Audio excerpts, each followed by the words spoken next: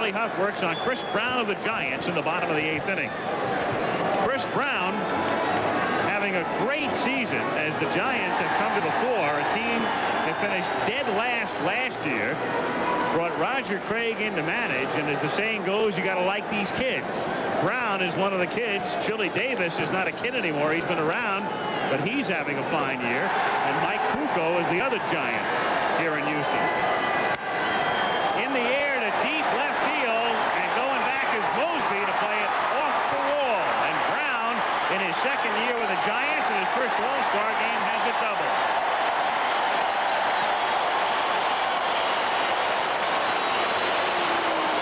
We talked about waiting for the knuckleball, and watch Chris Brown wait for the knuckleball.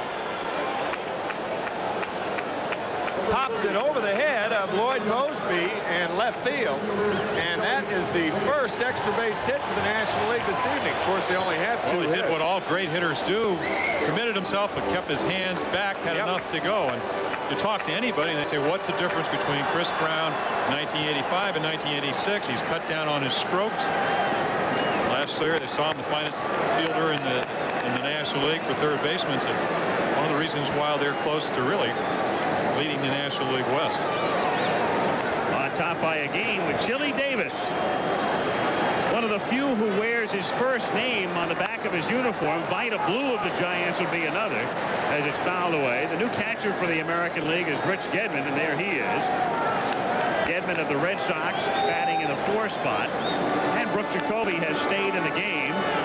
The Indian third baseman bats third. That's really not his name. That's just a word denoting the conditions at Candlestick. You won't win a spelling bee with it, but you get the idea. Foul away in the count 1 and 2. I mean, that kind of chili is supposed to be hot, isn't it? Oh.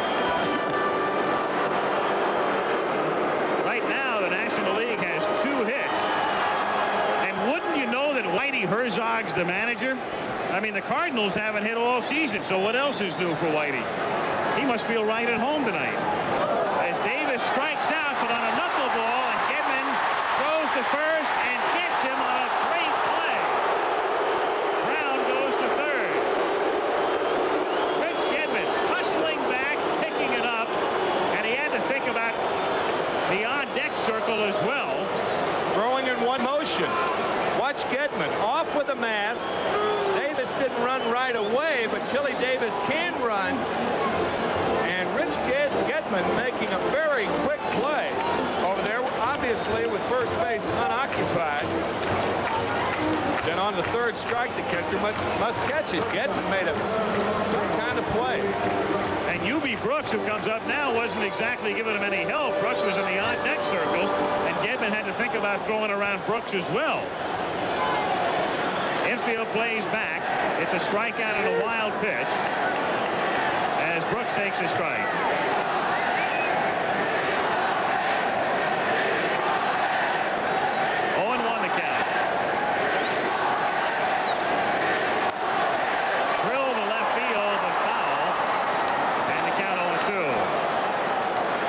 Chanting, I believe we want Davis, Glenn Davis, the Astro, who was out earlier and would have pinch hit at a prior inning, continued on. 20 home runs this year for the National League, as you look at Charlie Hough. And in all honesty, they are hitting the ball rather crisply. And Dick Hauser with Dave Rigetti and Don Ossie leading the major leagues with 22 saves. And Willie Hernandez down the bullpen has chosen not to get anybody up. I'll tell you, a lot of times you can tell apprehension in a catcher by what his right hand does. And watch Rich Gedman. Just before he receives the knuckleball, that hand goes out, it's rigid. And what he's trying to do is just to protect anything. He's got to call for the knuckleball. Now watch his right hand. See it open up like that? That's an apprehensive catcher. Believe me. Trust me. I guarantee you want to throw your body in front of the ball, but anything you can, but the ball's down dancing around. What do they call those butterfly catchers, those lepidopterists? Is that right? Is that right? You're asking us if that's right? No, I think who are you looking at? That sounds all right. Who do you think they're working with?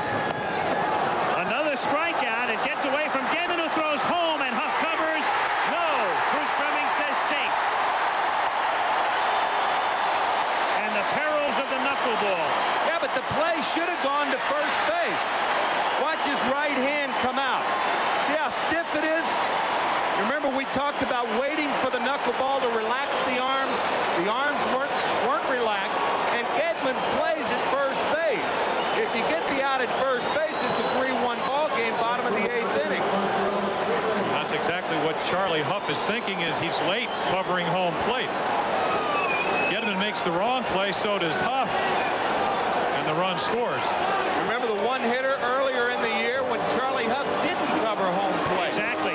Beat him a ball game. And a runner scored from second base, and that was the night that Hough came within a couple of outs of a no-hitter. Right. Wally Joyner was the runner at second base. It ended up a one-hitter, and he lost 2-1 to California. The only debatable thing, though, here is that you have 3 of the premier relievers in the American League that do not throw a knuckleball. You have a catcher that obviously is having difficulty. Why aren't any of them warming up? Well, they heard you, because there goes Rigetti.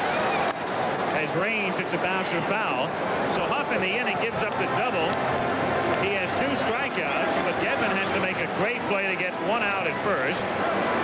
That last strikeout is also a pass ball charge to Gedman to allow the run to score. It's 3-1 with Brooks at first base. 1 out, and Raines up for the second time in the game. Charlie Hough, 38 years old, a long career, finally makes it to an all-star game, and as Jim mentioned, started the season on the disabled list with that weird handshake. He was actually shaking hands with a circuit court judge in Florida, good buddy of his, and they went through a pinky shake, and the shake sent Hough to the bench, and the judge went back to the bench as well. Chopper foul, and it's still 0-2. Obviously, it's a terrible situation for Rich Gedman. I mean, here's his first experience, to my knowledge, at handling a knuckleball. Jim, you said earlier that Lance Parrish had handled one in AAA ball. I know that Gedman hasn't been handling a knuckleballer at Fenway this year. It also presents another problem. A knuckleballer ball doesn't get there quick. We're talking about somebody that throws 60 miles per hour. Time had been called by Bruce Fleming, the plate umpire, because a balk had been called. So Hough has thrown a wild pitch. His knuckler leads to a pass ball, and now a balk. I think he called it on the stop. You got to come to a 1,001 stop, but no knuckleballer that I've ever seen ever stops. Well, no pitcher ever does if he can get away with it. That's right. And the reason he's not stopping is because he doesn't stop is because it takes longer. He doesn't get the ball to home plate as quickly, and you can steal easier off knuckleballers. Gedman knows that. Hough knows that. So does the National League. 1-2. Don Ossie of the Orioles joins Dave Rigetti in the American League pen.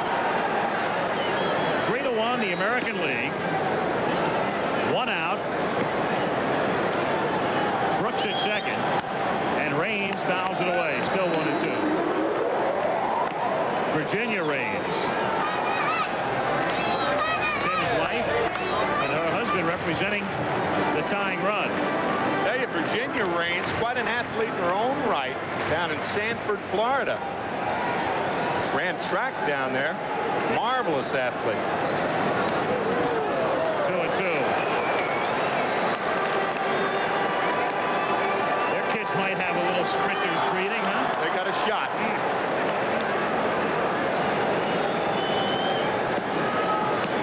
Gedman doing a good job just trying to battle that knuckleball back there. Certainly empathize with it. 3-2. I don't think Charlie Hough doesn't know that. You can't give a pitcher a lot of confidence if he knows the catcher can't catch what he's throwing. So maybe you just don't throw as good a knuckleball, and then you give it a little bit of an advantage to the hitter. This guy doesn't need an advantage.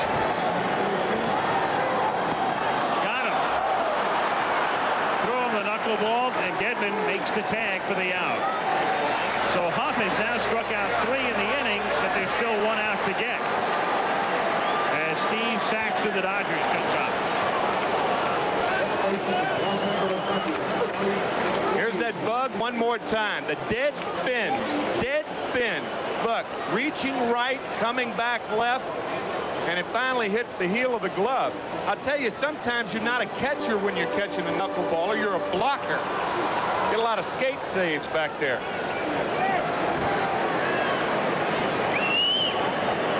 Sachs is at the plate. A 5-0-1. So Hough has a chance to strike out 4 in the inning.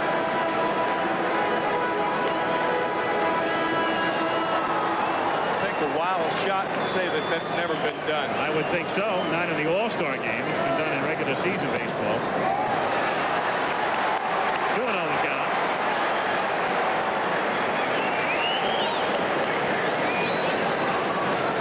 It has not been done in All-Star competition. Meanwhile, we've had 19 strikeouts in the game tonight as the pitcher's a fastball for a strike and the count is 2-1.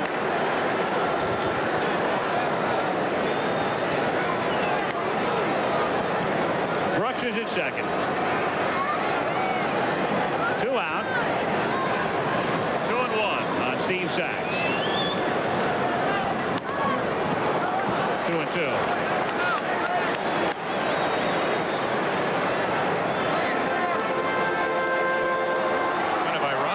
Throws a good knuckleballer, the hitter can't hit it and the catcher can't catch it For the same reason. Did you ever have a problem similar to this? Oh, you kidding? Of course. To left center for a base hit. And a run will score as the throw comes to second. And so it's 3-2, and the crowd will really explode now because Glenn Davis of the Astros comes up to pinch hit. Well, a good knuckleball, but it's down the middle of the plate.